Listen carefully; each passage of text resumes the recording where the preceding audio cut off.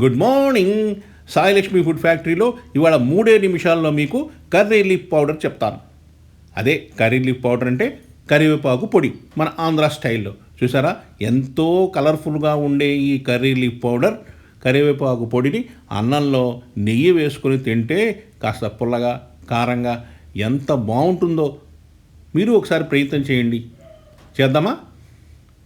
కరివేపాకు, ఎండుమిరపకాయలు, శనగపప్పు, మినప్పప్పు, ఇంగువ, జీలకర్ర, ఒక చిన్న నిమ్మకాయ సైజు అంత చింతపండు, కాస్త ఉప్పు, అంతే. చూసారా ఎంత ఈజీనో. ఇప్పుడు స్టవ్ మీద ఒక మూకుడు పెట్టుకొని అందులో ముందు శనగపప్పు ఒక 50 గ్రాములు వేసుకోవాలి. తర్వాత మినప్పప్పు ఒక 100 గ్రాములు.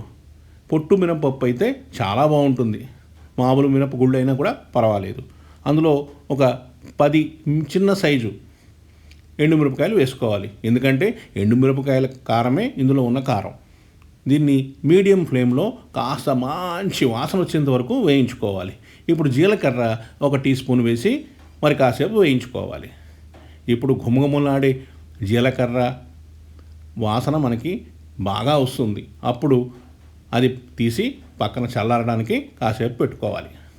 ఇప్పుడు మనం అదే మూకుట్లో దాదాపు మీడియం సైజు 3 కట్టలు, అంటే ఒక 150 గ్రాములు కరివేపాకుని శుభ్రంగా ఆకులు అవి తీసేసి డ్రైగా ఉన్నది వేసి కాసేపు వేయించుకోవాలి.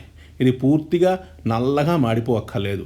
ఇది లో ఫ్లేమ్లో వేయిస్తే అందులో ఏమైనా కాస్త మాయిశ్చర్ ఉంటే అది పోతుంది, గ్రీనిష్ కలర్ పోకూడదు.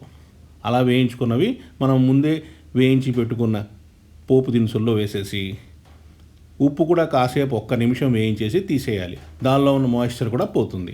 అలాగే ఒక చిన్న నిమ్మకాయ సైజ్ అంత చింతపండు కూడా ఒక 1/2 నిమిషం వేయించేసి తీసేయాలి.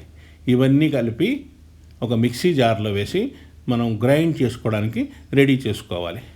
మీకు బాగా పొడిగా కావస్తే పొడిగా చేసుకోవచ్చు, లేదు కాస్త మురుంగా కావాలన్నా కూడా చేసుకోవచ్చు, అది మీ ఇష్టం. ఇప్పుడు మిక్సీలోని ఇలా చిటికలో మనం గ్రైండ్ చేసుకుంటే మంచి కరివేపాకు పొడి రెడీ. దీన్ని మనం వేరే బౌల్లో వేసుకొని అన్నంలో నెయ్యి వేసుకొని తింటే నిజంగా చాలా చాలా బాగుంటుంది. మీరు కూడా ప్రయత్నం చేయండి, ఇది ఆరోగ్యానికి కూడా చాలా మంచిదట. మా ఛానల్ నచ్చితే తప్పకుండా సబ్స్క్రైబ్ చేయండి, లైక్ చేయండి, షేర్ చేయండి. Thank you.